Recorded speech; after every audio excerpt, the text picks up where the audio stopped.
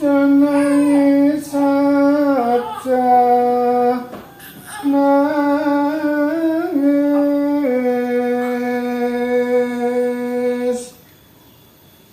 besok gede sekolah.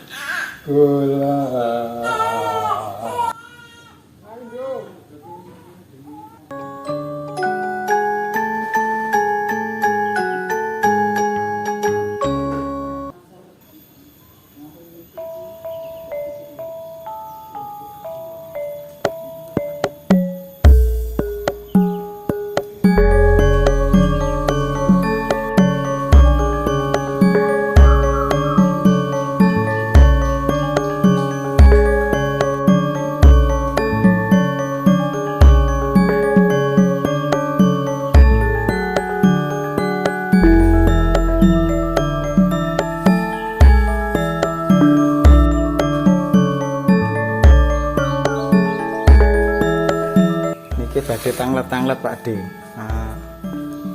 Nek kusane ngajeng niku ukiran tangan ki ambak nggih, Ukuran tangan dhewe nganggo tatah biasa. Ora ukiran ngrekan-rekan kembang.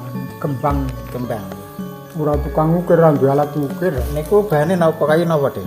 Nangka. Kayu nangka kali Ya nangka kabeh. nangka sedanten. Galure jati. Galure kayu jati. Terus yang lebet niku sing gebyok ukiran niku kayu napa, Dik? Jati. Kayu jati niku sing lebet. Kayu lesban. Lesban. Jati. Pintu-pintune ke akasia. Pintu-pintune akasia. Gebyoke akasia nek maune. Terus sing niki saka ngajeng niki yen emperan ngeten iki kayu napa, Dik? Jati. Kayu jati. Ukurane 13-an. 13-an. Dhuwure 2,20 meter. 2,20 meter. Lah blandare kayu napa, Dik? Jati. Blandar ngembar kayu jati. Kayu jati 16-an. 16-an. Nek usureng kayu napa, Dik? Seorang campur mauni jati akasia. 46.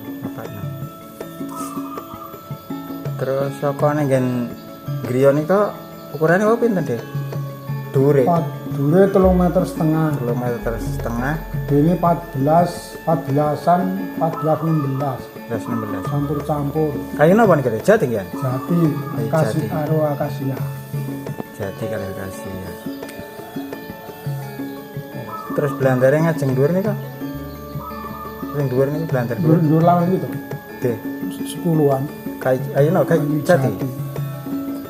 Kayu jati akasia. Terus yen nika Penuwun. penuwun Kayu jati. kayu jati santen ya balungan jero 14. balungan yang lebet niku kayu jati Kayu jati nek akasiane ya enten akasiane sekedhik loro. kali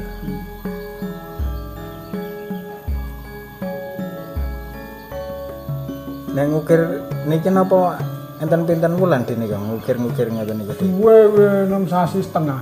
6 sasi setengah. Ora ngukir ngembang hitungane mung rekan-rekan.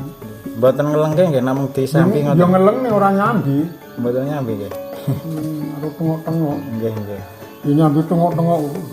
Nggih.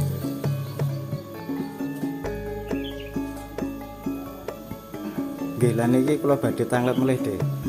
Jenengan tek ndamel griya model ngenten iki nirun daerah pundi, Dik? Ora nurun darah pundi-pundi, nurun karepe dhewe. Niki. Jenenge por wong ya wong tuwek karo tengok-tengok nyambi tengok-tengok. Jenenge wong ora duwe kepengin nganggo. Nek iso gawe sing patut disawang. Ora nurun ngendi-endi kuwi ya dasare ora duwe ya modale kayu ya ora tuku kayune dhewe. Digawe ya santai. Jenenge ora duwe pengen nganggo kuwi mergo isane dadi iki digawe-gawe dhewe. Nirun omah ngendi-endi ngono ora ya karepe dhewe iki ngono ya mbok menawa patut disawang jeneng wong tuwek meneh iso aja nganti tuwas ya tuwes nalas utama. Ya nek begawean pemirsa gawe nek iso ya yang patut disawang ya dene ya iso patut ya syukur alhamdulillah. Nggih, nggih, Badhe. Itu. Gawe niki yo ngaruh tengok-tengok. Yo mung reka-reka iki ora tukang ukir iki ora aku ora mudeng tukang ukir iki yo ora nganggo motif ora nganggo anu yo ni gagakasane dhewe reka-reka iki tak gawe kuwi ora niku endi-endi lah mbok kowe gerak jarah Wonogiri ora enak yo anu ora nek dijaplak. Dadi sing idene dhewe nggih. Alate tata biasa. Tata biasa di modif ngoten niku nggih. Ora gerak tukir ramu ngagar turun ora sekolah. Nggih, ngoten nggih Pakde. Hmm.